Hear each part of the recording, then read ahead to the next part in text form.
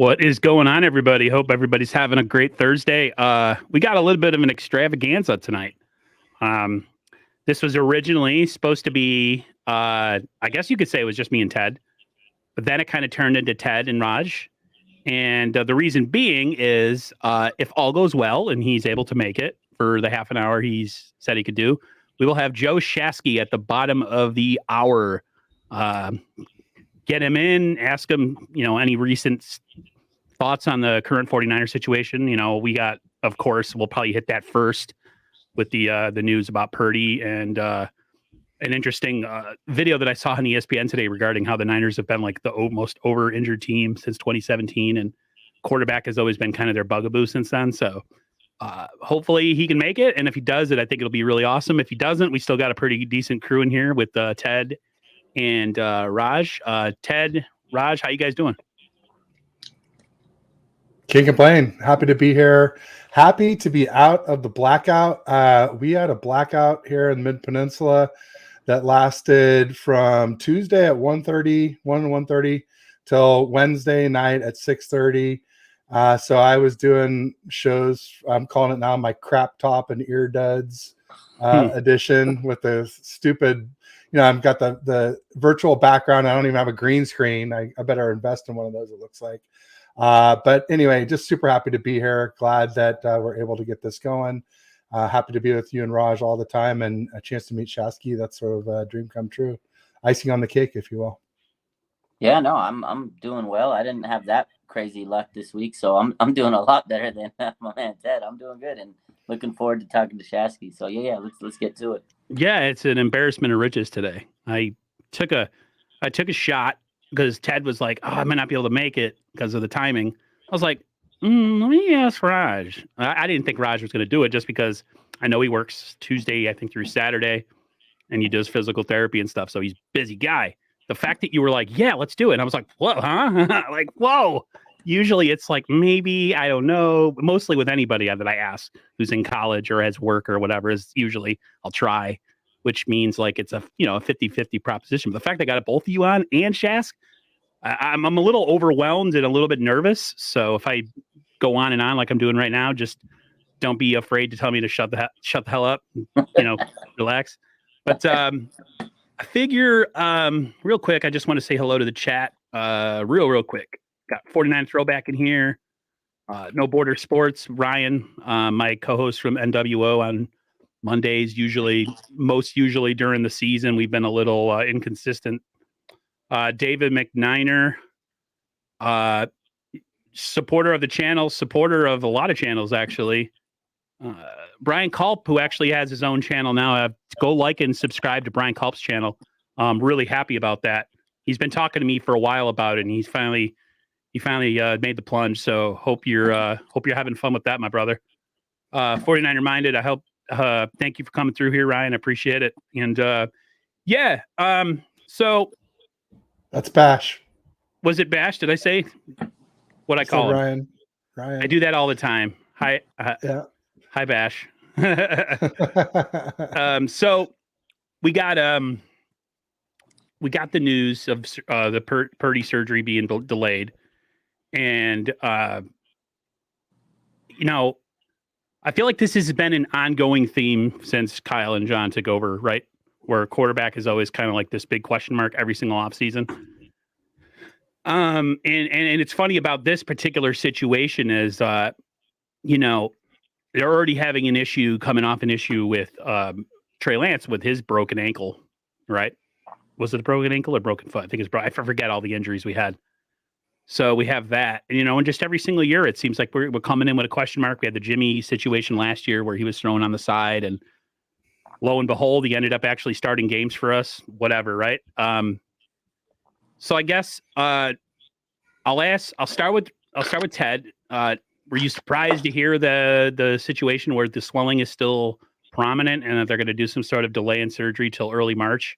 I'm hoping it's like the first week of March and not like March 15th. Yeah, that's a gray area there for sure. Yeah. What was your feeling about that? I mean, it's obviously not good news to have a surgery delayed. That's going to delay the best case scenario for recovery by at least however long till between now and the surgery. Yeah, I was surprised. I didn't expect there still to be swelling this far removed from the injury. I thought they had probably waited plenty of time. In fact, my dad, who is an orthopedic surgeon, retired, was asking why it had been so long already. I said, I think because they were waiting for the swelling to go down, and sure enough, that night, it's on 95.7 The Game that, that he's that it's been delayed because it still hasn't gone down enough. So I guess I've heard a bunch of different things on it, and some interesting things that I've heard. I mean, one is like you take like Lombardi and Grant Cohn, right? And they're always polar opposites. Lombardi is such an optimist. He's like saying, maybe this means it's healing, and maybe it means there won't be a surgery at all. And he's the only one I heard say that. So I'm not really buying that one. But I have heard people say that maybe if it was going to be the full Tommy John, that the swelling wouldn't stop that surgery. And so the fact that the swelling will delay the surgery means there's more of a chance of it being the internal brace and the repair, the 6 month best case scenario timeline.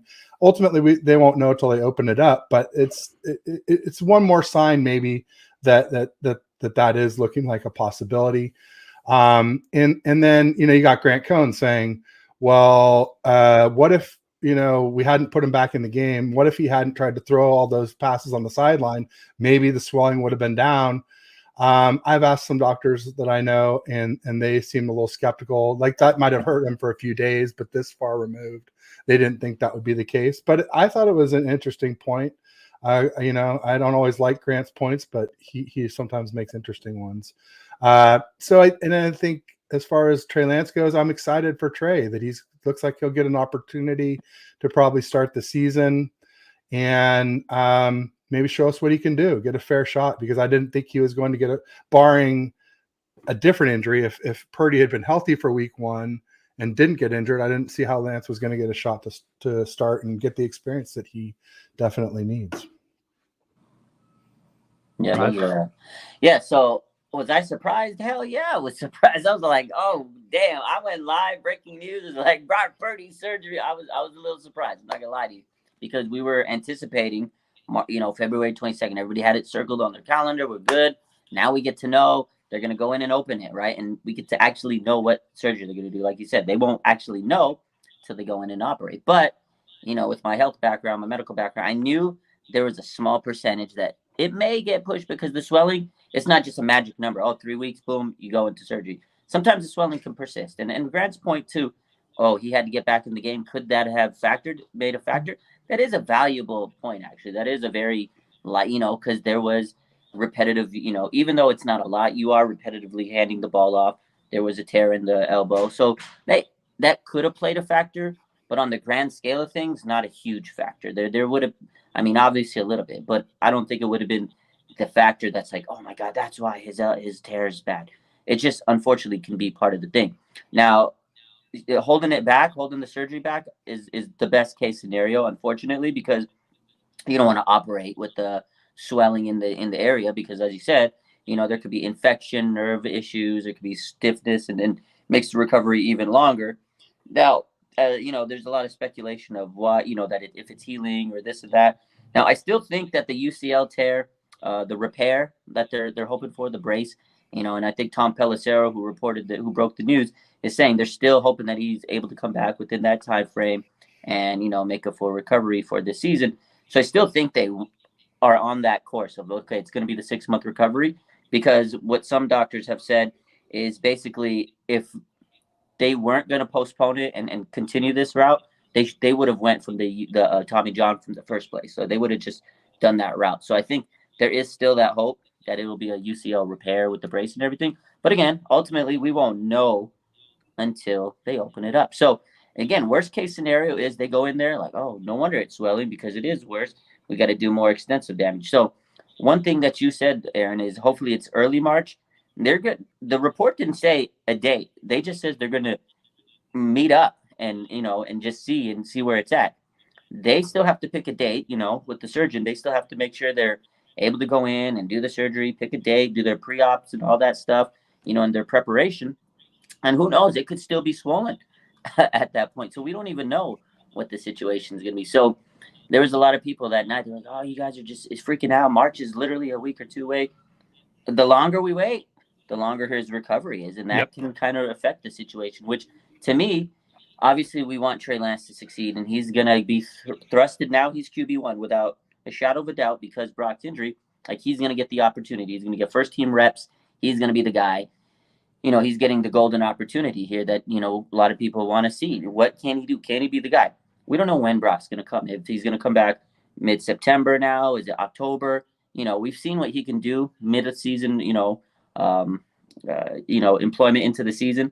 They injected him into the season. It was like towards the end of the year, mid-season basically, and he did good. So we know he can do that if he has to come in mid-season. But if Trey Lance is doing great, then it's amazing. Then we have two young quarterbacks, and only way that Brock would come in would be an injury for Trey. If he kind of comes in and becomes the guy that we all expect him to be, if he can live up to his potential. So this could be a good thing. It could be a bad thing because this may derail Brock Purdy's development, depending if it's a bad surgery.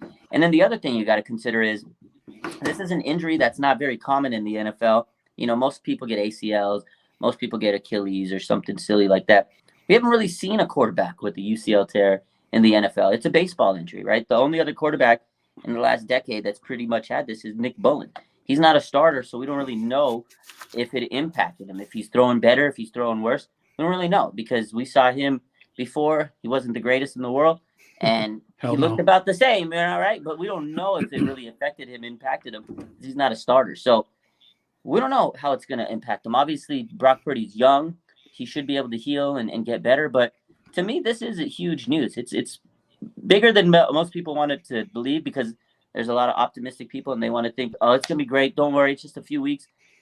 It could be worse because these orthopedic injuries, when stuff starts waiting and you start having to worry about it mentally is where it may affect him. It may not even be physically. It might be mental because if I'm Brock Purdy, I just want to get my surgery done with and get over and start getting back to the road to recovery. So it's definitely a big issue to me.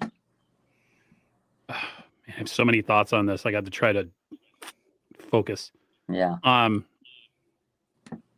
This is the ultimate opportunity for Trey Lance now, because this is going to be his offseason to shine or to crash. Hopefully he shines.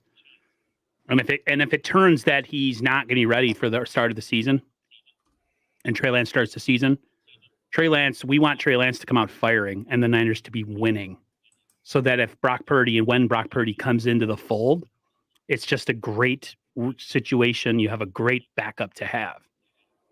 We don't want a situation where Kyle Shanahan can't wait to pull the plug on Trey Lance and insert Brock in, especially if he's not ready. That's the part that concerns me. I saw that thing on ESPN. I forget her host. I think she hosts First Takes, and she hosts First Takes, and she was talking about the fact that the Niners since 2017. Let me see if I have the number here of injuries. Hold on 1 second. It's under my banners. The 49ers have been the most injured team since 2017 with 1,485 games missed. That's insane. Real quick, guys, we seem to have a guest in the waiting room here that it looks like he showed up a little early. So what the hell? Give me 1 second, everyone.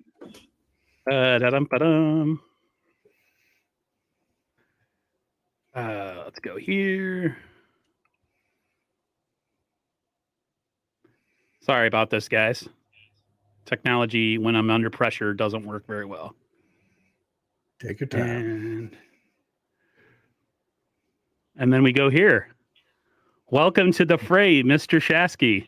What's up, guys? Hey. Oh, this is crazy. I didn't expect you to be in here so early. I was trying to shoo my dog out, and I said last time I tried to hop on someone's Zoom, I tried to do it a minute late, and it's just I'm not technology savvy like yourself, Aaron. So I'm excited. Thank you for having me on. I hope you guys are doing well. Thank you very much. I appreciate you making time in your super uber duper busy world of radio. Coaching, it's just and, life that's right. now. And it's funny when you said you'd take a nap. We're pretty close in age. Yeah. Dude, naps are the greatest thing ever. Is the older you get. Bro. My uncle's one of the smartest people I know, and he used to nap all the time when we were kids. And I was like, "What the hell's wrong with this guy? Like, is he an addict or something? Like, why is he having daytime naps?" No, he's like one of the most successful, brilliant men of all time, and his brain works so much. Not mine, but his worked so hard. By about 2-3 o'clock, he needed to nap, and then he'd get up. I don't know how he does it though. He drinks coffee at like 8 o'clock at night. I can't do that. That's me. Oh, well, I'm out of work right now because I'm going to be getting knee surgery finally. But I forgot I was going to say to you.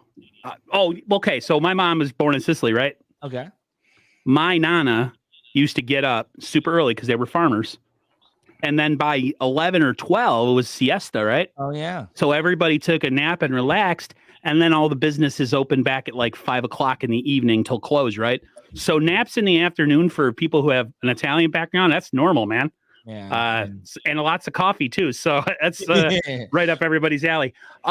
So we were going over the whole situation with the news that Purdy, the setback and the swelling, and I was bringing in some other news like how the Niners every offseason since Kyle and John have been here, the one thing, no matter how good their roster is they always have a quarterback issue, whether it's Garoppolo last year or the fact that they drafted Trey Lance and he had to wait a year, or the year we lost Jimmy and Mullins had to play and Beathard had to play. It's always something. What's your take on all this, man? Is it just a norm for the 49er fans to have to go through this torture every single offseason? Well, it's interesting because like me and Bonte in the morning, we talk about this all the time. Like in my lifetime, there has been unity on a quarterback once, Joe Montana, in my life.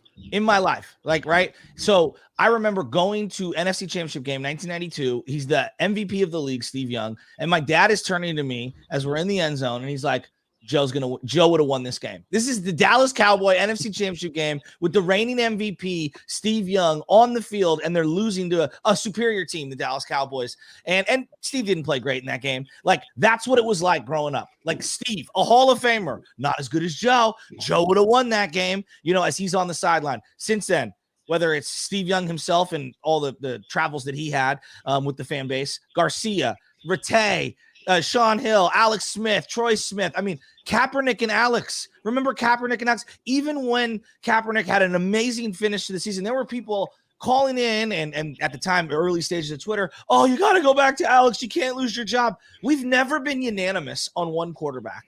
And it's almost as if I feel like it's like the gift and the curse, like the Ring. You ever seen like, what is it called? Come on, The Hobbit or whatever. Like, I feel like we finally get a quarterback who's playing well, and our fan base is so tortured that we have to somehow crush him down. And I'm at that game, NFC Championship game, Eagles versus Niners, third row, me and Bonte sitting right there. And it was the fumble. Everyone was worried. Is it a fumble? Is it not a fumble? I'm watching Purdy, and I'm like, Bonte, he can't throw. Like, he literally cannot throw. Now, I got a baseball background, so I'm like, it looked to me like a baseball injury. Mm-hmm. That's the first thing I said to B. B's like, no way. He's fine. Here comes Josh Johnson. And I'm thinking, you got to be kidding me. I mean, it feels like we can't catch a break. Sorry, I went long-winded. No. I think you nailed every fan's feeling on the situation. I don't know if you, Roger, Ted, if you guys have any thoughts on that. I was just going to say it was eerily similar to Nick Mullins in Dallas week was it 16 or 17 of 2020, where DeMarcus Lawrence came around and McGlinchey missed him, and he hit DeMarcus Lawrence hit Nick Mullins' right arm almost the same way that Hassan Reddick hit Purdy's right arm. I totally thought UCL when I saw that, and it was heartbreaking. Yeah, 100%. He basically copy paste everything Shasky said, because it's so crazy. I grew up same way, because I love Steve Young growing up. That was like my guy growing up. That was my guy. I'm probably around your guys' age. And my dad he came to this country because, he used to travel in, and he fell in love with the Niners. He used to come to SF for business and whatnot. And I remember he told me the stories of 82, watching them beat Dallas, and Montana's the guy. All our family were Dallas fans. He's like, F you guys. It's all about the Niners. So when I was growing up, he's like, you got to be a Niner fan or you get the hell out of my house. Yeah. So I remember that whole time growing up. But I was Steve Young, and he was like, said the same thing. He goes, Steve's never going to get it. He's garbage. Montana's the guy. He told me the same thing. He would have won the damn game. I'm like, yo, he's the MVP. What are you talking about? When he finally won the Super Bowl, he looked at me, he goes, Well, I guess you're right for this year only, like just this year. And when Montana went to the Chiefs, like he low key became. my a dad Chiefs did fan. too. Bro, He was my dad rooting was for Montana. I turn on the TV. I'm like, what are you watching? Oh, the Chiefs. Oh, John Elway and Montana are going on. I was like, you watch the Chiefs every week, man. That's Let's watch crazy. the Niner game. So it was funny. But as far as Brock, like I said the same thing. I had texted everybody. I'm sitting there. People are texting like, oh, Raj, what's going on? I was like, he might have an elbow injury. And people are like, what are you talking about? And I got a medical bracket. So I was like, to me, it looked like he had an injury because the way that tore, like you said, baseball injury. And in my mind, I'm like, that's a baseball injury. Like I just remember like seeing the torque, like Kerry Wood kind of injury. And I was like, this not looking good. And then they, flashed to him on the sideline trying to throw. And, they said there's like numbness. And as soon as they said that, I was like, shit, it's over bad. I knew. I was like, dude, this could be. And then what's crazy, Josh Johnson, he looked so overwhelmed. But McCaffrey scores the touchdown. And I turn and the whole stadium's dead silent. I'm like, are we really going to pull this miracle off? Like I'm so sick in the head. When McCaffrey scored that touchdown, I said, they could do this. And I was way wrong.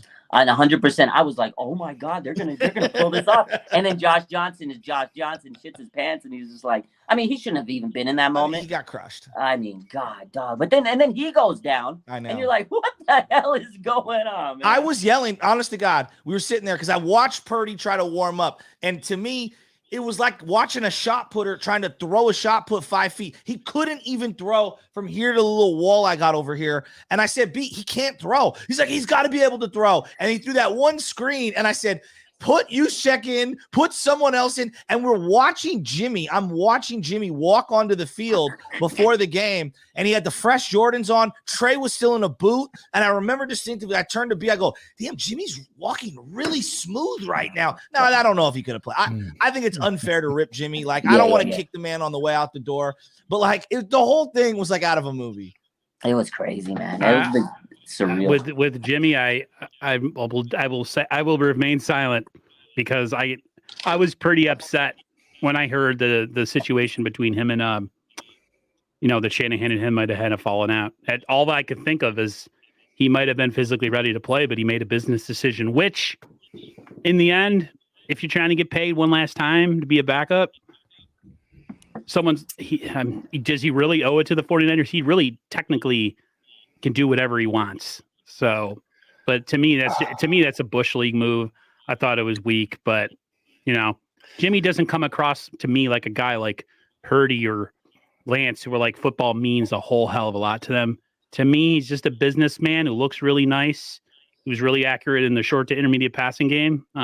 He's a bridge quarterback, and teams need those kind of quarterbacks when they're trying to build towards something. So I would assume he's going to get paid. I don't know how much he's going to get paid, but he's got a market out there, I would assume.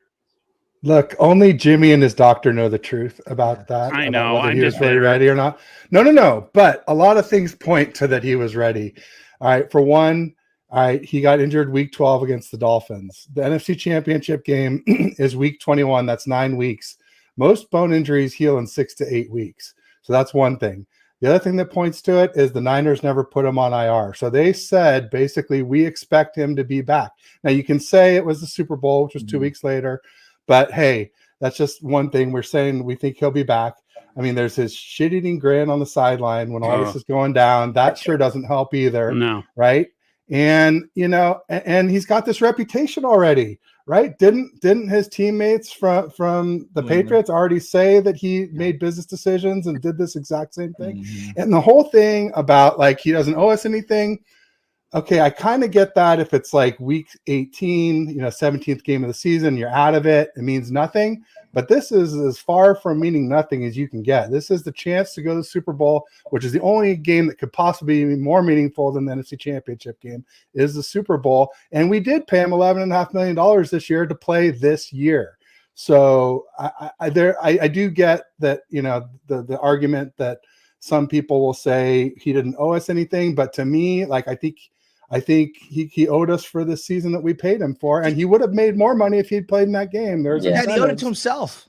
Teddy, Yeah. owe it to yourself. Like, if you're going to work this hard for your entirety of your career and have an opportunity. I mean, look, how many quarterbacks? Dan Marino's a great example. He went to the one Super Bowl. Hey, never even got close. I mean, never even sniffed anything close to that. So whether you're a backup starter, like, it's just hard to get there. You know what I mean? Like, Aaron Rodgers might be the most talented, Mahomes now, but you know what I'm saying? Most talented quarterback ever. Been to the one Super Bowl. Like, it's so hard to put your team in that position. You got to take advantage. One last thing on Jimmy, because, like, I've always said this. Like, I got an opportunity to, like, see him up close and personal, and I was like one of the first people coming out of the Minnesota Viking game. I got in trouble with my radio company. My boss is like, "We won. Why are you destroying this guy?" I'm like, he does not see the field. I thought there was a big difference between week 16, week 17, when they beat the Rams. On a Saturday night, and then they went up to Seattle, and he had a great game. The very next time they played was against the Vikings, and Zimmer and the zone defense, he couldn't see the field, and everything was just he was just hesitant, throwing into coverage. And I've thought ever since then that he's a straight up meathead. Now, I'm not ripping him, but I honestly do not think, when it comes to, like, football smarts, I think that there's two different kinds of guys. Some guys almost too brilliant to play the position, right? Like Peyton Manning at times was his own worst enemy, too brilliant. You know what I mean? Whereas Eli's kind of just dumb and just going to sling it and make things work. And I think that's why Eli had the playoff success that he did. And Peyton maybe left a little on the table in the playoff success. I don't think Jimmy's attribute is up here, and I'm not ripping him. I just think there's different assets and skills for different guys. And I don't think smarts, savvy, reading the field, I just never thought that was his thing. And yet we never file that under him. And, like, if you listen to his press conference, it's the same cliche crap. It drives me nuts. The scratching of the beard, the ruffling of the wrist. I'm just like, we got to execute better. We got to execute better. We got to do this better. He never takes full accountability. It was like, that's the part that always has got me about Jimmy, is the lack of accountability. Like Alex Smith, I don't mean to cut you off here, but Alex Smith, like, for example, he's so smart. He was really book smart early on. I don't think he had football smarts because of the system he was in with Urban Meyer. He was really young, and it took him like 8, 9, 10 years to get football smart. There's a difference. Purdy clearly already is very football smart. Like, you can just tell. It kind of, like, pops off the television. I don't know if Trey's football smart now. I know he's highly intelligent. I've talked to him. I love everything about him, his makeup, moxie. But, like, I think there's a long way to go. That slide Purdy had against the Seahawks was incredible. I mean, like, it was one of the smartest things I've ever seen. And, like, those are the little things, like, I think repetitions and some guys have them, some guys don't. Some guys can learn it over a period of time. I never felt like Jimmy ever got there. Yeah, I agree with that 100% because year 6 and he's still learning the offense, right? He never was able to master the offense. And no disrespect, he came in, changed the culture. I get it. They won games. I got a lot of respect. He was a solid starter. They won games, respect for him to be able to be in this position this year and hold his tongue, be the backup who became a starter. But you know what, man? The guy never learned the full grasp of the offense. And I agree with you that he may just not have the football IQ because he never was one of the guys that's going to read the defense. He's not going to make those pre-snap reads, and he's going to go through the first, that first check down. He's going to be the first check down because maybe those third progressions were a little too challenging for him. He didn't have the ability to figure that out. Where Purdy, this guy's making his third, fourth progression. This is his rookie season. Like, we saw some of the touchdowns he threw to Kittle. Incredible. His fourth read, and I was like, how are you seeing this? How are you making this? You're a rookie. Where I don't know if Trey's going to be that because he really hasn't played a lot of football. Maybe he can be. He's got great arm talent. He's a flashy-looking player. He's got a great skill set. Can he put it all together? We don't know because we don't know if he has that IQ that you need to have to be a quarterback. But obviously, Jimmy didn't have that. And you know what, though? To me, again, we're all speculating. And like Ted said, it's between him and his doctor. They know the absolute truth if he was ready to play. If he was, and he just said, no, I don't want to, that's crazy because you're contractually obligated to go in there and be able to play. So it is a situation. Again, it's all water under the bridge because we're sitting here. We lost.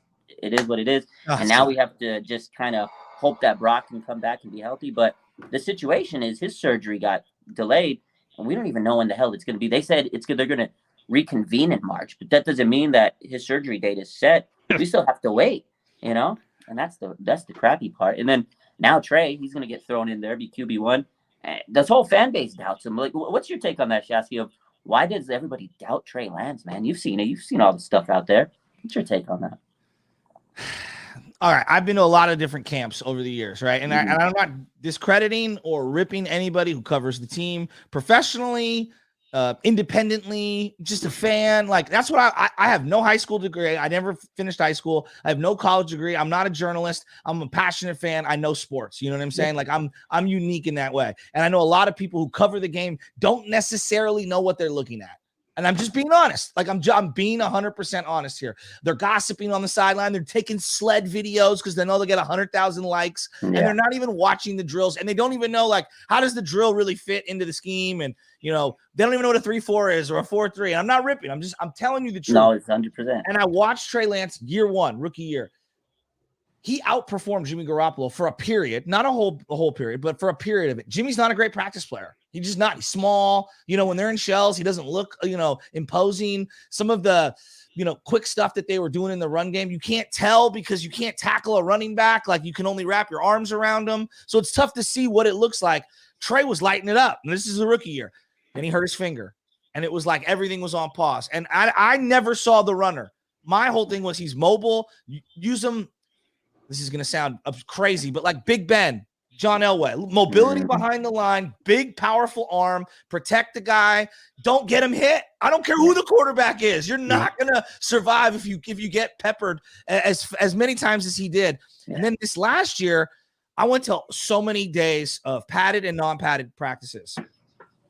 I saw nothing from Brock Purdy, and I'm not ripping. He just looked like a small, tiny guy. He hit a couple drills, struggled to throw the ball outside the numbers, which was evident on the film. He got like 1 rep compared to the 4 or 5 reps that Sudfeld would get or that Trey Lance would get.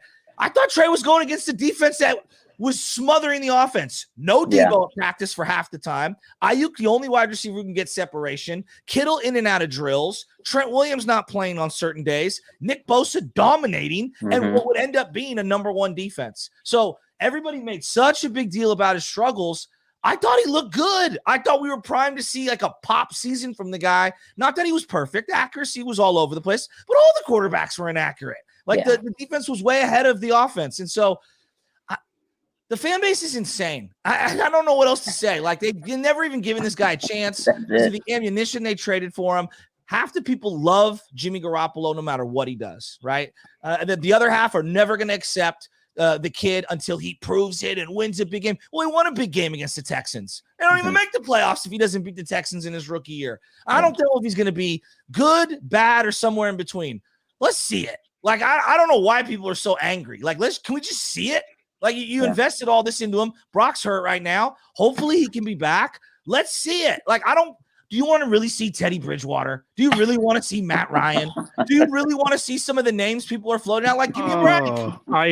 I love BD Peacock and Crocker, but I was listening to Locked On 49ers today, this morning, while I was getting ready for my shower, and he was like, I know everyone's going to kill me for this, but I think we should take a shot at Matt Ryan. And stop it. You kidding me? Let's see what Trey, at least.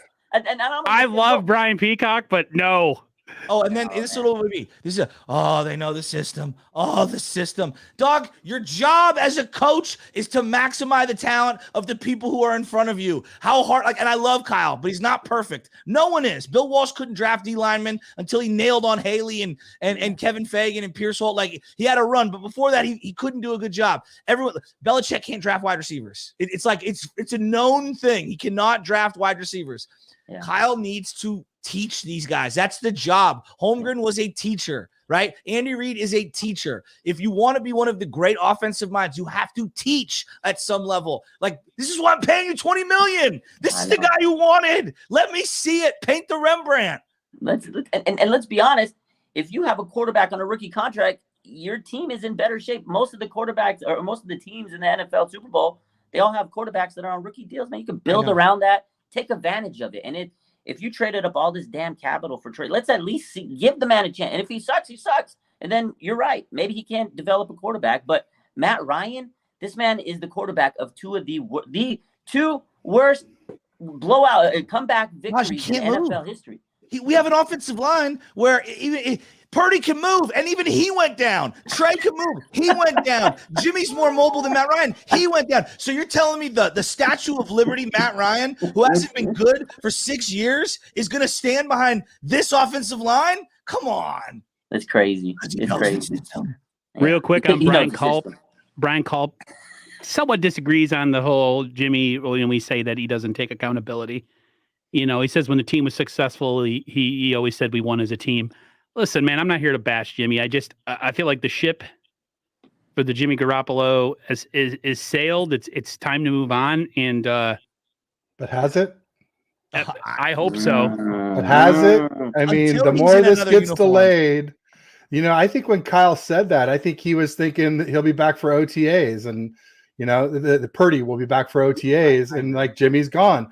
If Purdy has the full, you know, Tommy John, the 12 to 18 months, like I could totally see Jimmy being, especially if nobody else bites on him like last year.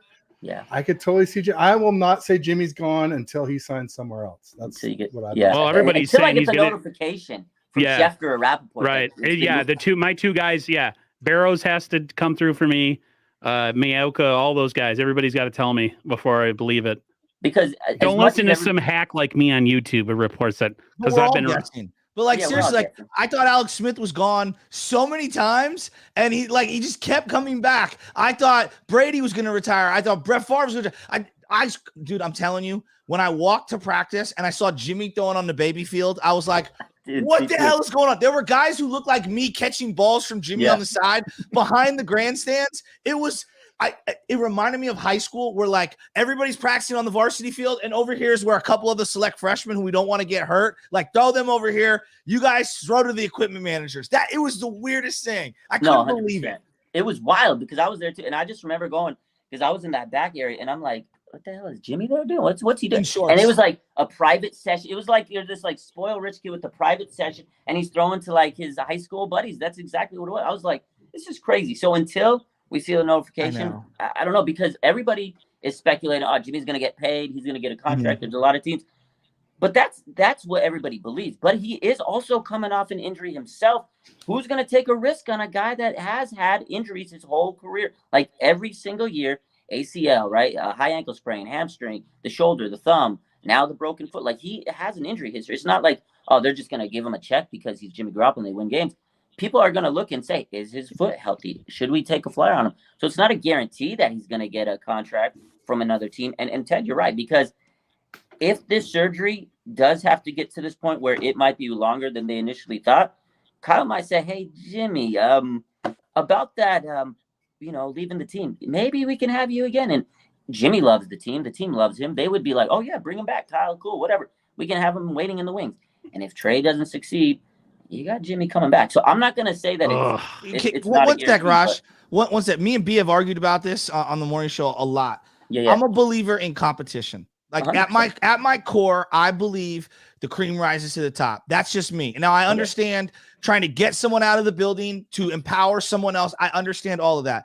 This is the same organization that kept Joe Montana after a back surgery, brought in Steve Young, and the head coach went out on local television, was like, we have a quarterback controversy, and basically pushed Joe Montana into the 3 consecutive best seasons of his career. Now, he was also healthier. The roster was good. But, like, iron sharpens iron. Stop it, my dog. Iron sharpens iron. Like, I know Jimmy was coming back. I would have had Jimmy participating in the drills so that Trey could – win over his teammates with his play. Because otherwise they're like, oh, they're looking over there. You know, Kittle loves him, and I don't knock Kittle for that. It frustrates me. Can you stop it? But, like, the thing is, I think giving him the job, I think it sent the wrong message considering he was still throwing on the backfield. Like, I hope they learned their lesson from that. Compete. Don't give anyone the job. Everyone should be competing all the time, whether it's right tackle, left tackle. I mean, yes, Bosa and Trent Williams, I get all that. But, like, if it's uncertain, compete. Yeah, 100%. I don't want and Trey said it himself. He goes, I don't want the job handed to me. He says, I want to compete. You're right, because I agree too. Iron sharpens iron. Because it really was weird seeing Jimmy there. And it was like, you can tell after the game, after that, you see him and Kittle dapping it up. And I'm like, that's fucking weird, dude. He's like, he's supposed to be on the team. And you got Trey, who's looking like a ghost out there. Nobody's support. It was a weird vibe. I'm not going to lie to you. So let him compete. And that's all I want. I want this man to have a fair shot at it. At the end of the day, that's all I want, because this shit was weird last year. I'm not gonna lie to you, it was crazy. What were you gonna say, Ted? I was just gonna say, just like Shasky said, I mean, Jimmy knows the system, so I mean, there's that. Uh, I'm with you though. I think John Lynch, if I'm John Lynch, like I truly believe John needs to like talk Kyle into certain quarterback things. I actually think this is gonna sound not a hot take. I'm being dead serious. I actually think John Lynch has a keener eye for quarterbacks than Kyle Shanahan. Sometimes when you're so close to the art, sometimes you miss a spot. And there's sometimes you need that guy who's like, you know, lording over you while you're benching to kind of help you a little. And I truly believe that like Kyle is so weird when it comes to the quarterback. He like writes people up. The Mahomes thing, like everybody wrote Mahomes off, but that is weird that John Lynch had to say, dude, I think we should take a look at him. You had no quarterback. You had the number 2, number 3 overall pick. You didn't even look at Watson. You didn't even look at Mahomes. Like I'm again, Bill Walsh. I'm looking at every quarterback every year just to look. He almost traded Joe Montana for John Elway. You know why? Because you're always trying to like look over every single stone. Like God, Kyle, I think he's really brilliant, almost too brilliant for his own good. And I think he's also simultaneously maddeningly stubborn. And I think it's what makes him great. And it's also his fatal flaw. I think he's madly arrogant too, especially when you get those, when he gets asked a question and he'll do that really annoying, like that arrogant little laugh that he does. Like when he knows more than the beat reporter. Yeah. I'm like, it's such a dick move. Like he Play just, the game. huh? I wish he would just play the game. Like Steve Kerr kind of drives me nuts, but he plays the game where he like understands how to work and massage the media. And sometimes you got to like, you know what? I made a mistake. That's it. And everybody backs off. And then like Kyle never wants to go that far. Because he's got the ego. If he admitted he was wrong, are you kidding? Kyle can't do it. Like he doesn't even want an offensive coordinator. He can't admit. And I love Kyle. I think he's a great coach. Me too. This guy's really turned things around. You know, 3 NFC championships, but he does have a little bit of an ego. And you're right. There's times where he doesn't want to do that, massage the media. But there's times where I'm just like, Kyle, just submit to him. It is what it is. Call it a day. But no, he wants to get the last laugh. And the quarterback situation is always weird, and it's been since he took over because so was running back. Let's call it like third round running McCaffrey, back. Running back was weird too. Like let's not pretend like it's exclusive to quarterback. The running back thing. Tevin Coleman, what is your obsession with this man? Right. 3rd round running back. If they do it again this year, I am going to call into your show and go crazy, man. I always agree that the running back position is a position I think the 49ers always need to invest in just because of Elijah Mitchell's always hurt. You know, he has a known injury history with McCaffrey. The way the Niners run the ball, just the way the Niners offense in general, they're just a physical brand of offense. Guys get hurt, guys are nicked. I mean, that list that they had on ESPN today, the Niners almost 1,500 games of missed time. The Niners are super talented across the board. But the one thing that the 2 things that it bites them every year or close to every year is they never have a true answer quarterback, and they always have key pieces injured for stretches that have an impact, whether it's a Kittle, whether it's a Debo, whether it's their quarterbacks losing Emmanuel Mosley on a BS, didn't need to be in their play. That this secondary could have been real special this year if he would have stayed at outside corner and we would have either pushed Demo inside or had Womack or whoever was the guy that was going to play inside. Because I think Womack personally is a little small for outside corner. I feel like he gets out physical. Good athlete, though. I watched him in practice. I like Womack a lot. I do too. He's a He's a ball hawk. I mean, he had some interceptions in the preseason. He's like a basketball player out there. I really like him. I was there at the Green Bay game when he made the 2 interceptions, and one of them was against Romeo Doubs, who's a much bigger receiver. Yeah. He wrestled him to the ground, took it away. The other one, he ran the slant for the receiver and had a huge run back. It was really impressive. Yeah, he's a really good player. I like watching those drills for 2 things because like Ayuk is such a beautiful route runner. He gets that immediate separation, kind of like a DeAndre, and then like that guy is just left in the wake.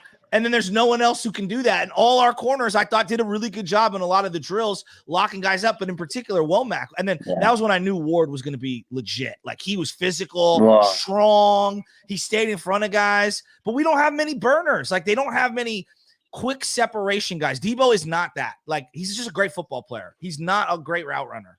No, 100%. Hey, can Ayuk is, yeah. No, Can Ayuk's you filthy. guys? Do you guys? I know you've seen the news because speaking of quarterback and things that quarterbacks need to have, we need to have a better offensive line. I think going into next year, I think we need to shore up some things, whether it's interior or right tackle. Listen, I'm not trying to bash on nobody, but this whole Tyler Lewin to right tackle, let's plug him in. He's never played in it his entire life. He's been injured the last 3 years. I don't even know what to say. And then, of course, what's his name from the Cowboys is about to get released. Tyron Smith. Tyron Smith. Yeah. Shask, get either of those guys attractive to you, or are you on the Colton McKivitz hype train? Well, look, I didn't know that Banks would be this good this year. I went last year. He got dominated at practice. He looked so overwhelmed, and he couldn't get on the field for a team that desperately needed healthy bodies on the O-line. So that was like, I did not feel good. When I saw Burford at practice, I was like, he's small. Then I saw Brunson. I'm like, or not Burford, excuse me, Brunskill and Brendel, Brendel. Yeah. I'm like, those two are so small. I don't see it. I just don't see it. Burford immediately. I turned to David Lombardi. I said, that will be a starting offensive lineman by middle of the year. I was way wrong. He started week 1, and Lombardi thought I was crazy. This is the first day of padded practice, and I can tell you right away, the kid looked like an absolute monster. I am not giving Mike McGlinchey that kind of money. He is I'll give you a different sport analogy. Like, you know how the old traditional power forward is in the NBA is gone. It's the dodo bird. A run blocking tackle are a dime a dozen. It's a passing league. Where have the Niners fully shown their Achilles heel in the pass game when it comes to pass protection? Yeah. You have got to find a way. If it is Colton, fine. Kyle, let's see it. If you believe in him, let's see it. If it's drafting someone, finding some more value, do not pay $15 million a year for Mike McGlinchey, or even $10 million. I thought you could have got him 2 years ago instead of exercising his 5th-year option, a 2-year, $10 million deal. That's what I was preaching, and they picked up the option, and it made no sense. He's an archaic player. He's good in the run game. He's a liability in the pass game. I know. Oh, he retail. Well, dog, every big play that they want to hit, this guy comes up short. You all know it. Like, there's called the clutch factor. He doesn't have it. He plays Matador offensive line, where anytime the Niners need a big play, he just there you go. Here, hit my quarterback, or holding. God, man. He gets hip slammed. He's like WWE he looks wrestling. Like Frankenstein out there, and he's just like a robot. My brother always makes fun of him. He says he has a long head. But you have Kyle Shanahan as your head coach. He can make anybody great at run blocking. Hell, Jake Brendel was damn good this year. I didn't expect, like you said, I was looking at these guys and I was like, "What the fuck is Jake Brendel? I hope he's not the starter." And now I kind of want Jake Brendel back. He was a good center. He was good, but he can make anybody a good run blocker. And you can get Kittle, you can get Juwan Jennings, you can plug in these other players and chip them out. And like Kyle Juszczyk, he's kind of like a glorified offensive lineman. Anyways, we need a guy that can protect the quarterback. That's it. At the end of the day, this is 2023, not 1993. Give me a guy that's going to stand up and not allow a sack. That's all I want. I don't care who it is. Spend some money, draft a guy. I don't care. If it is Colton McKivitz, great. I don't believe in him because he looks like McGlinchey 2.0. But hey, prove me wrong again, Kyle. Can I throw this one at you guys? I would love your guys' thoughts. There's a kid I've been infatuated with since his freshman year. There's a couple of tight ends that are coming out this year. To me, I'm prioritizing. You run the 2 tight end set all day, and you're going to have protection help on either side. Why are we not trying to get another tight end? Like, to me, the kid from Notre Dame is a lock first rounder. I know it's impossible to jump back in the first round.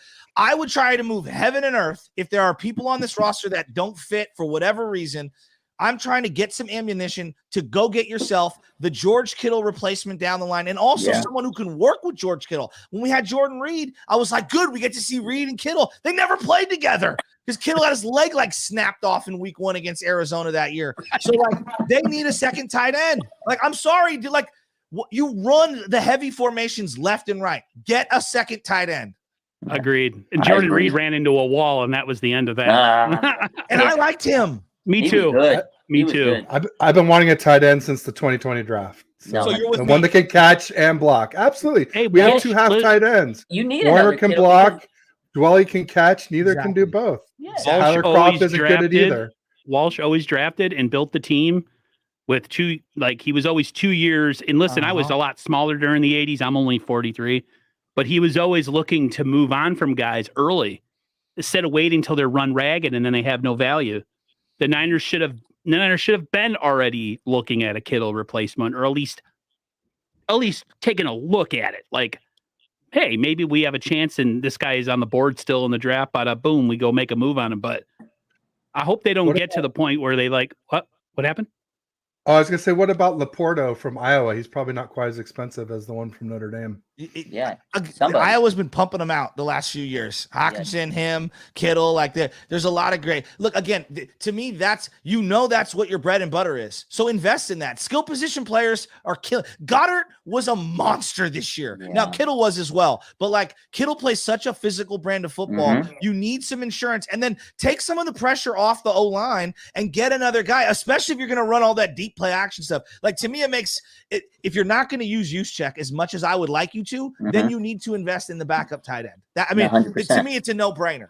Yeah, Chasky, exactly. Do you think the Niners, speaking of tight ends and offensive line, and we've been talking about this needs to be I said this on one of my previous streams, this got to be a trench-heavy draft and free agency this year, whether it's offensive interior, right tackle, defensive end, defensive tackle. The Niners, we bashed them, or some people bashed them for always going defensive line in the draft. Defensive line. They're obsessed. They don't address anything else. Well, now I wish they had, because this defensive line, other than Bosa this year, at times there wasn't much else going on. I mean, they had a bunch of really okay guys playing, rotational guys, but could you honestly say that there was an edge guy across from Bosa that could take pressure off of him, or an interior defensive tackle that could rush the passer? Why didn't Drake Jackson suit up down the stretch? What the hell's going on? What is this doghouse crap? You did it with Ayuk. I'm kind of sick of it. I watched it. The kid obviously needs to get the nutrition right. He's big, he's athletic, he's a little doughy for it. Yeah, I was going to say that. He looked pretty doughy. 21. He's 21 years old, man. He's got freak athleticism. He needs to play. I'm sorry. Ibukam, everybody loves telling me how good Ibukam is. He's a try-hard guy. He's a rotational dude, not a bookend to Bosa, right? You need a bookend to Bosa. Where it killed me, the draft isn't just about nailing picks. Bosa, Debo, change your team. Nailed those picks. It's about understanding value and who is going to select where in the draft. When they picked Kinlaw, I was like, who was going for a 2-down D tackle? That's terrible value. As bad as the McGlinchey pick can seem at times, they've squeezed the lemon for all it's worth. He got hurt basically one time. He plays a lot of snaps. He's not great, but he's played a lot. Kinlaw's, he's got 1.5 sacks over however many years. He's not a 3-down lineman. You traded away, obviously, DeForest Buckner, and I know you got Jimmy Ward and Armstead, and they moved the money around. Take Cesar Ruiz, the center, who New Orleans has, to take a wide receiver earlier. Tristan Wirfs. They could have had Tristan Wirfs. Could have had Tristan Wirfs. Trade back. No one was jumping you to get a 2-down defensive tackle, and they find those guys. This guy McGill, where'd he come from? I know. Ridgeway, where'd he come from? DJ Jones, where'd he come from? When he was here, he was a 6th-round pick. You can find those guys late. So Kalia Davis, he might be that guy next year. He could be. Exactly. So that pick bugged me. I mean, it really, but in real time, we were doing a live show, and I remember going, "You got to be kidding me!" Because no one was going to take that guy right there. And I'm rooting for him. He's a nice dude. I've met him a few times. I actually really like him. His story's great. He's not healthy, and he's not helping them. And when he's out there, he's Yeah, he hasn't been able to develop because he's been hurt because of the bad knees. So you wasted a top 15 pick on a guy, and like you said, good guy, love the guy, great story. He was homeless, now he's a millionaire. Great. But at the end of the day, I remember I was live too. I was like, oh shit, we're about to get Jerry Jeudy or CD. I was jumping. I was like, holy shit, we're about to get a guy. I had the graphic ready. I was like, what you fucking Kinlaw? What? I think we all were the same way on that pick. But there was so much talent at that, Pro Bowls, all pro guys that we could have had, offensive line. They could have got Tristan Wirfs, but they traded back. Because they're like, okay, nobody's going to get Kinlaw. You basically told yourself nobody was going to get him and jump you, so you traded back to get him. And everybody was like, he wasn't even the top D tackle in that draft.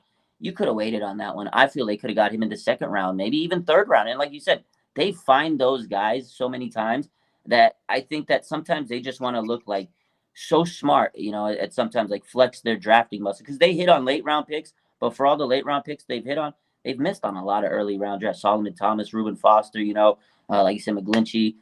It's tough. But going back to the tight end thing, I absolutely think they need to get a tight end because George Kittle's not going to be in his prime forever. He's getting older. He plays such a physical game. Like this guy misses a few games every year.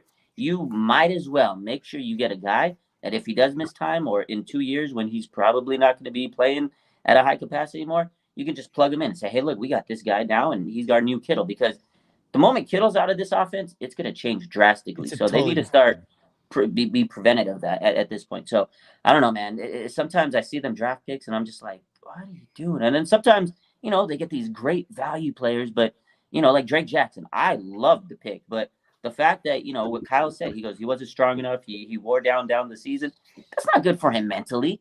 I just don't like the whole doghouse thing as well. Like Brandon Ayuk snapped out of it, but most of these players don't break out at the doghouse. He's one of the very few.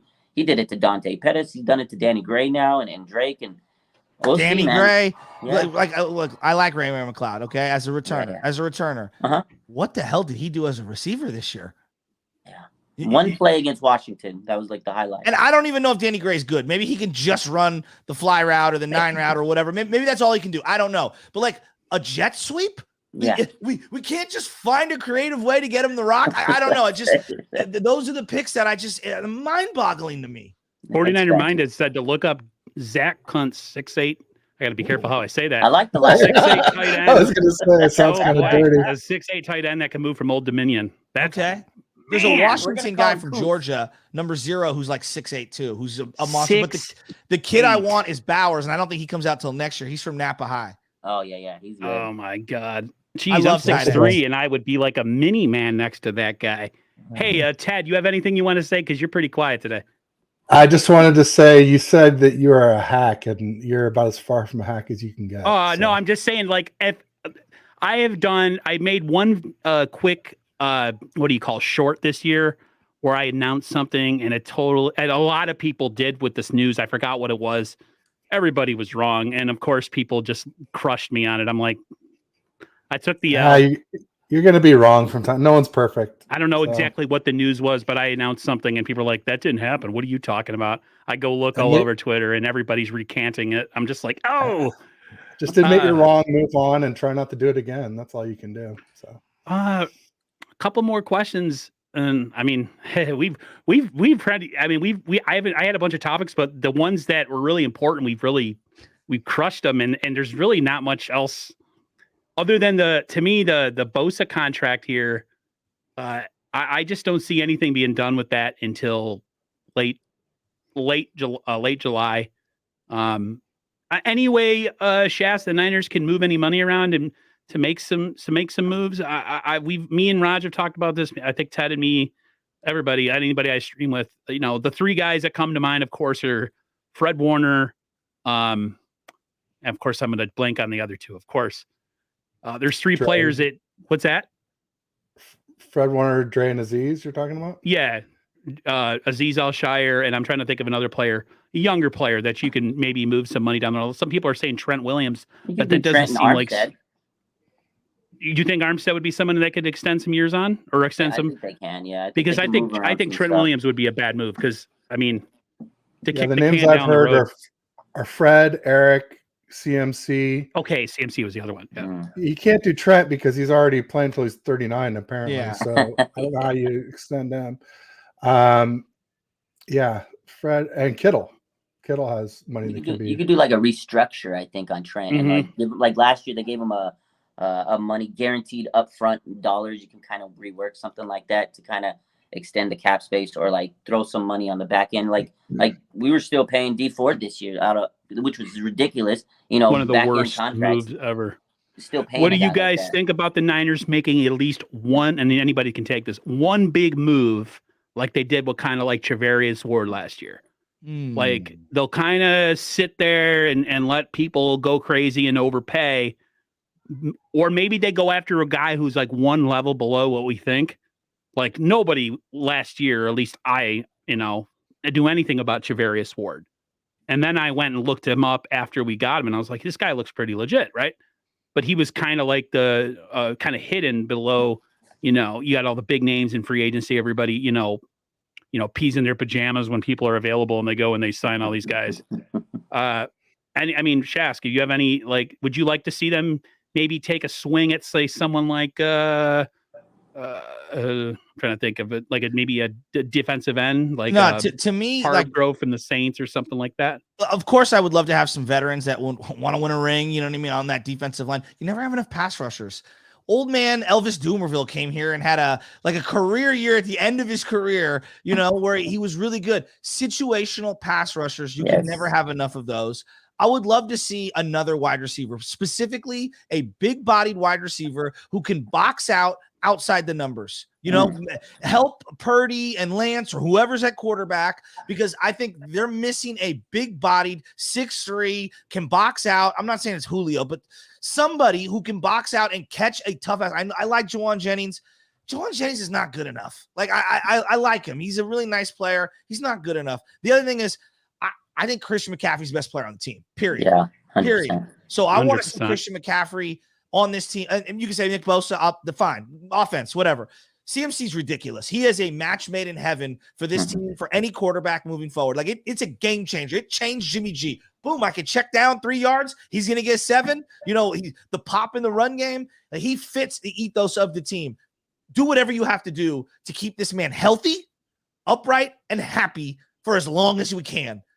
He's our Marshall Faulk. He is so sick. Yep. Roger Craig, Ricky Waters, pick who you want. Is he, honest to God, guys, is he the most talented running back since Roger Craig or Ricky Waters? And I love Frank. Frank, one of my all-time. But Frank, I put in the Bolden category, more savant than physical stud. Yeah, 100%. The guy and longevity. Yes. For Gore. Yes. CMC to me is the Hall of Fame level player. 100%. Hall of Fame level. When he's done, he's going to be a Hall of Famer.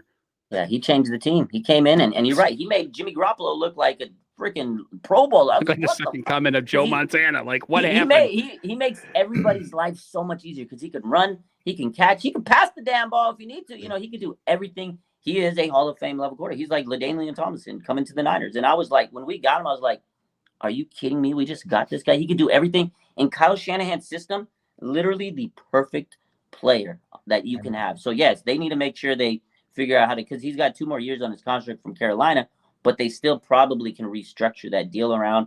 I want him here for a while, but running backs take their shelf life's a little bit shorter than. Well, that's why I want to get you got to get another big bruiser. I like Jordan Mason. I'd like to see him get more touches in the fourth quarter. Stop having McCaffrey lean on people in the fourth and have multiple touchdowns. Yeah, what's up with that? No, take him out. He's a Porsche. You got to treat him like a Porsche. You can't treat him like a Ford F-150. Yeah, they ram him around too much. And I agree. Let him do his thing, but get him some help. Just like you said with Nick Bosa. They wouldn't have that. They wouldn't have that problem if Elijah Mitchell would stay freaking healthy. I love Elijah, though. I love Elijah. His talent I love him, too. He's intoxicating. So good. He's a good player. He's just always hurt. That's the problem, man. They get these, going back to the injury you said, Aaron, 1,400 plus injuries. Insane. That's insane. 1,400 players have missed time. That's crazy. Man. What is the problem? Is it the walk? 1,400 games. 1,400 games. I'm an East Coast guy. What is going on the West Coast? Is it the air quality? Did they not? I mean, you guys get a lot of sun out there, right? So you got enough. I know vitamin something D. going on the West Coast. The Seahawks were up there too. So part of it is probably travel miles, because if you're in a plane, you're not in an ice bath and you're not, stretching. I need to start living in an ice bath at my age. That's a good call, actually. Yeah. We led the league in travel miles in 2021. I'm pretty sure. So wow. I think that's part of it.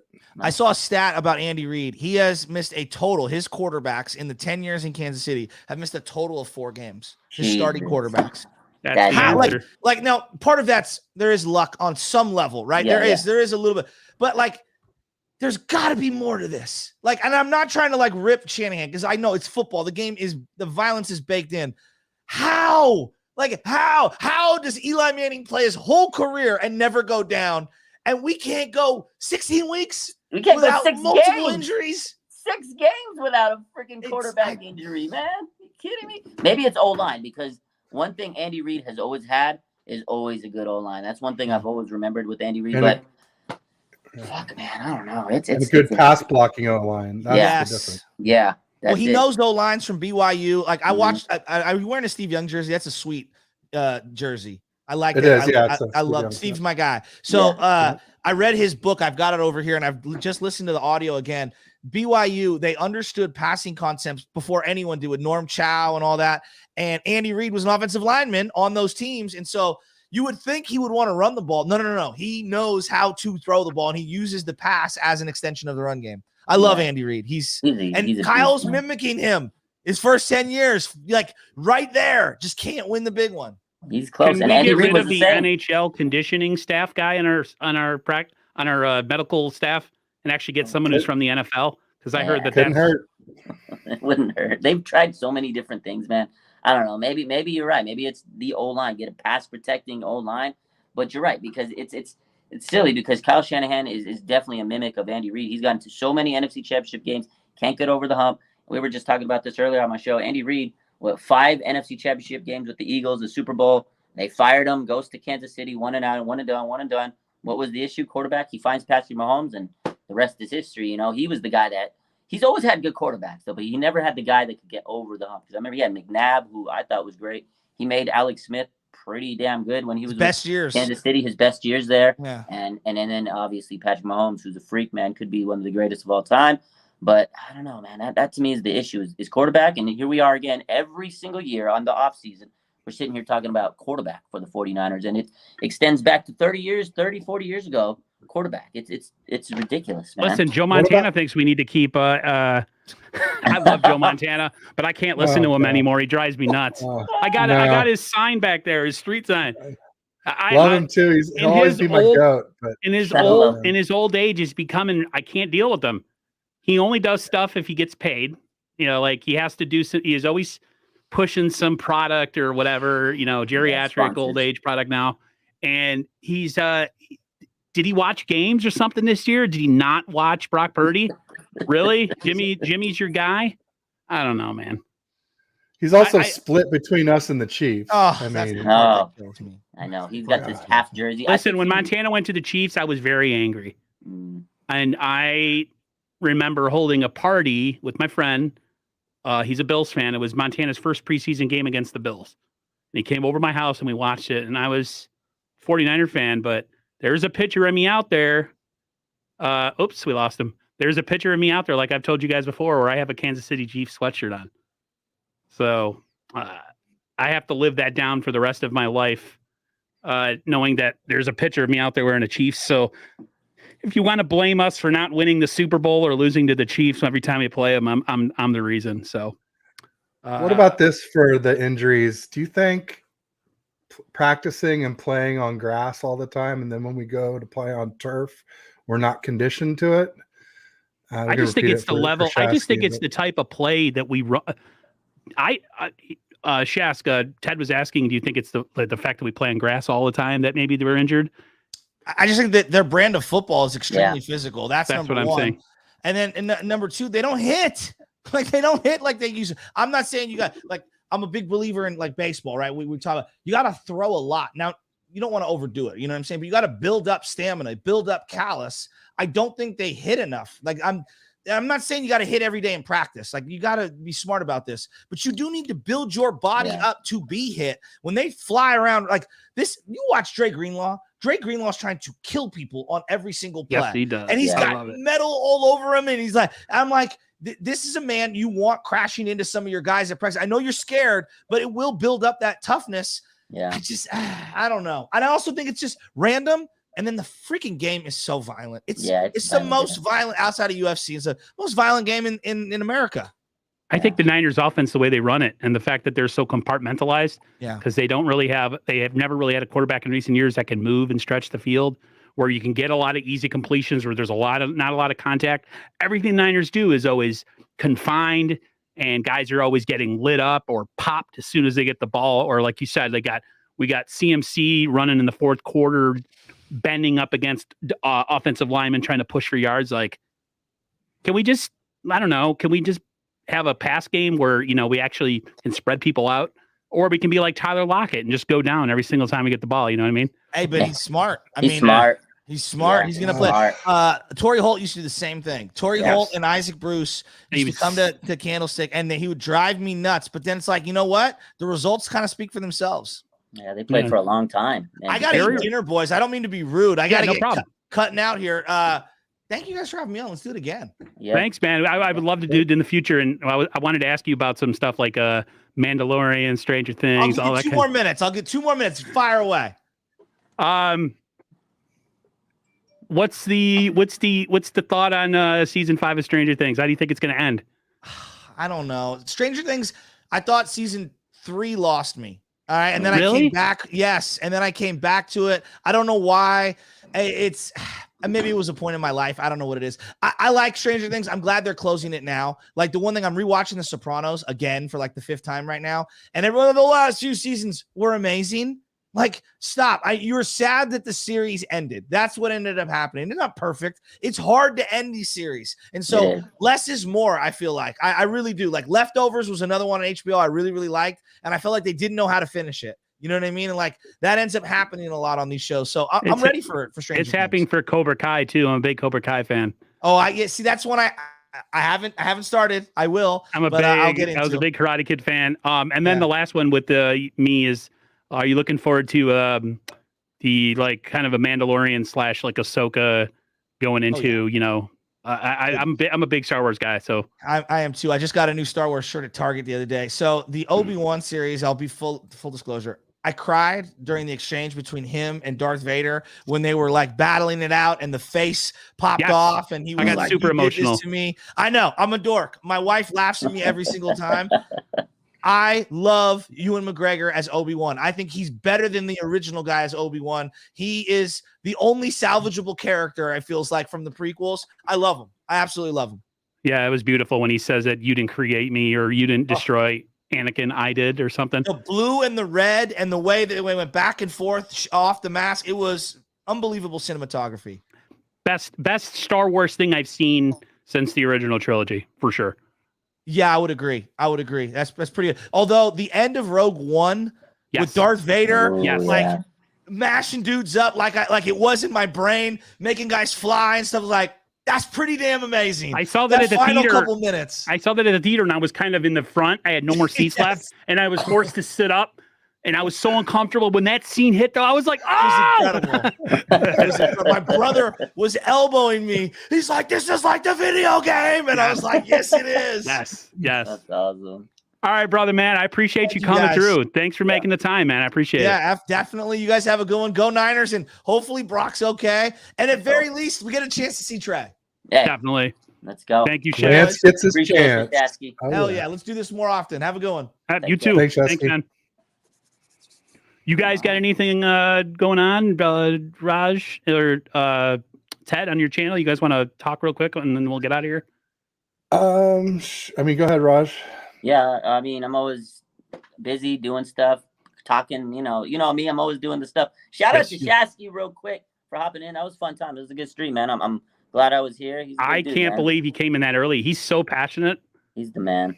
Dude, like I've never felt.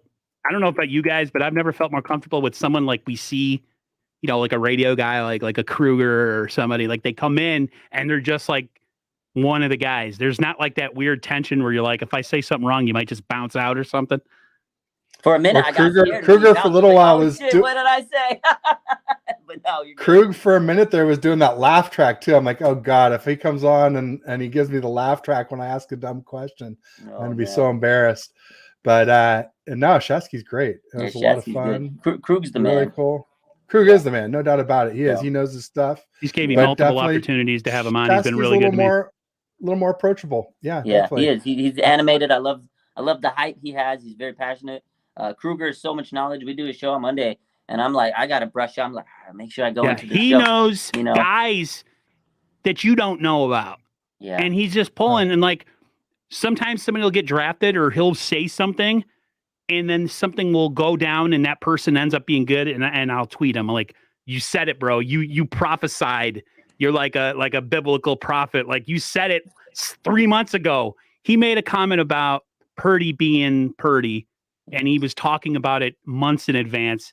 I forgot who else he said it about, but like he would just call these things out, and we see it on Twitter. We're like, whatever. We're just scrolling through, and then 3 months later, 4 months later, he was 100% on point. 100%. No, Purdy, I remember because we did a lot of shows in the off season. After training camp, we do a show, and we were talking. And he's like, "Raj, I'm telling you, Brock Purdy. I saw him, a couple times at training camp. He's like, told me keep your eye on Purdy today. I was like, all right, we gotta keep my eye on Purdy.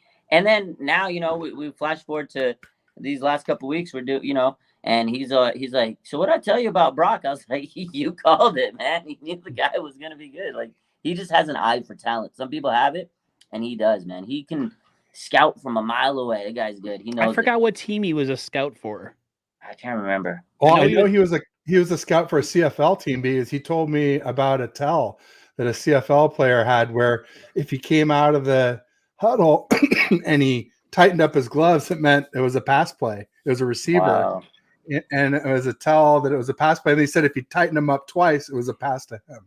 And I thought, oh, wow, that's crazy that he picked that up. So I know he was a scout in the CFL for a while. And then I think also NFL. Check this. We might have some content tomorrow with Trey Lance. So on his story on Instagram, he just posted, I need a few college receivers tomorrow in South Bay, San Jose. Boy, might be dropping some throwing videos here soon. So stay tuned for that. Ooh, nice. Trey Lance. And then tomorrow afternoon at 2:30, Bashar is going to come on TED Talks Ball. So I'm excited about that. Nice. Yeah. Yeah, I was so infatuated with what was going on with Shask. I barely paid attention to the chat. I apologize. It happens when you have a big dude. guest. We were going with the quarterback topic for literally 42 minutes. Like we could have just gone the whole hour and just talked about the quarterback position and been totally fine. Like I was all nervous. Like I got to come up with a bunch of stuff. No, we didn't even talk about possible people to bring in. Right. So which is right. wild. It's crazy, but I'll let you guys. I'll let you guys get out of here if you got to go. But anything any news for your channel? Like I said, you guys got to share. Do you have anything going on, Raj? Yeah, no. Oh, actually, so I got a couple guests coming up next week. I got Dr. Narav. He's actually orthopedic surgeon. He usually Pandya. 9-5. Yeah, Dr. Pandya. He's coming on the show next week, and we're going to talk about Brock Purdy and Trey Lance and all the injuries. So I'm looking forward to that one. That's going to be a guest. And I'm working on a few other. I can't say anything, but we got some things in the works, some players in the works. So we're getting there. I'm jealous. We got the players in the works. So we'll see. Just don't be scared to push Eric Davis. No, I'm just kidding. I'm kidding. Oh, we lost him. Oh, yeah. I guess that might be our cue to get out of here, guys. Yeah, no worries. Well, thanks for having me on, Aaron. It was fun as always, and I'm glad we were able to figure out a time that worked for everybody. There's Raj. Yeah, it was fun, guys. I appreciate you guys coming through. I appreciate you making time. Like I said, Shasky was there was no need to really pilfer or not pilfer to pick a bunch of stuff and ask him. He kind of did it for himself. I don't really have much going on in the channel right now, to be honest with you. I go by the news. You know what I mean? If something happens, like the Purdy situation. What about doing your Friday night show tomorrow night? We kind of banged on it today. We'll see if anything drops. I might do the Friday night show, even though that's true. Because there were certain things I wanted to get to in the chat. I'm doing a show tomorrow morning, but it's going to be my first time recording a show and then uploading it. Interesting. So it won't be a live show for the first time on TED Talks Ball, but it's kind of an interesting guest. His name is Tom Spencer, and he's Jim Nance's analyst for golf and for football. So when you hear Jim talking at the Masters, talking at the AFC Championship game, a lot of times it's Tom giving him, the facts and stats that he's given out to the audience. So should be a good interview. Do you guys think Gold gets franchised? Do you think anybody gets franchised in the Niners? Or are they just gonna? Yeah, I'd be the only somebody one. Put a fake report up on Facebook. Yeah, no, but I'm no, just like, but sure. 49ers. None of the rest makes sense. What do you guys think, real quick? Bobby Wagner got waived today. You think we might be able to get him cheap, chasing another ring? That was what I wanted to ask Shask about the Rams. Are the Rams going through? They Are They they went are all they in. paying the piper now for all the stuff that they've Absolutely. done? 100%. They Yes. paid they went all in. They paid for a championship, and now they're gonna lose players. And I think Lombardi tweeted that it was like a move that saved them like $5 million on the cap space. So it was a cap cutting move. And Wagner's still a good player. Is he in his prime? No, but he's still a good player. And Like 145 tackles last year. yeah, he was still a That's premium a lot player. of tackles for an old guy. That's amazing. I'd rather have Aziz, but I'm pretty sure Aziz is gone. Yeah, Aziz so is gone. But yeah. for what Wagner is still capable of doing, he'll get a pretty decent contract. And I don't think the Niners are going to be able to get him on the team. He won't take a cheap deal because he could probably still get a deal, that's worth something. And we got Fred Warner and Trey Greenlaw. Yeah. What are you going to have? Wagner and Warner split carries at MLB? That makes no sense. So we got McCrary Ball. We'll be fine. Yeah, these guys know how to develop linebacker. If there's a position the Niners are gurus at, it's linebacker. Quarterback, they're still searching, but linebackers, they're the linebacker whisperer. They'll go draft a guy and he's going to be good. Yeah. Johnny Collins. Listen, we're going to be talking next year, mid-season, about how McCrary Ball is not. We're not missing Aziz Al-Shaair because of McCrary Ball. I 100%. Hope so. I agree. Larry Krueger told That's me another that. Larry. Yeah, I was gonna say it's another Larry Krueger special. He told me. We broke the news that day. I was on his show. Our show, and all of a sudden, boom! 49ers have re-signed, and everybody. He's like, "What's all the comments about McCrary Ball?" I was like, "They just re-signed him, Larry." And then he goes off on this 20-minute tangent. Well, let me tell you about McCrary Ball. And he tells me he's a story great about him. He tells us like this how he was. Had all these other teams looking for him, but he specifically wanted to come to the Niners. And he talked to him. He goes, "Why would you want to come to the Niners when they have Warner and Aziz?" He goes, "Because I know I could be like them." Like, he told this great story. I was like, "Oh, damn, okay, that's cool." So he has that mentality. He had a great run back after his interception against Green Bay. When I was there for that preseason. Same one where Womack had the great return. So did McCrary Ball. The only thing I would take away from his interception is a tip drill. It wasn't like he, out wrestled a receiver or anything for it, but still it was an impressive run back. He was fast as hell. All right, guys, we're gonna get out of here. Thanks everybody so much. Sure. Thanks for coming through. Appreciate all the support in the chat. Be sure to like, comment, subscribe on all of our channels if you don't mind. Ted Talks Ball, First Takes, and of course Raj. Or go watch Raj on Instagram. Yeah, I'll probably be live later tonight. He'll be live probably in like 5 minutes from now, breaking down whatever news he just got. All right, guys. Everybody have a good night. Talk to you later. Take care, man. Take care. Thanks, everybody. Go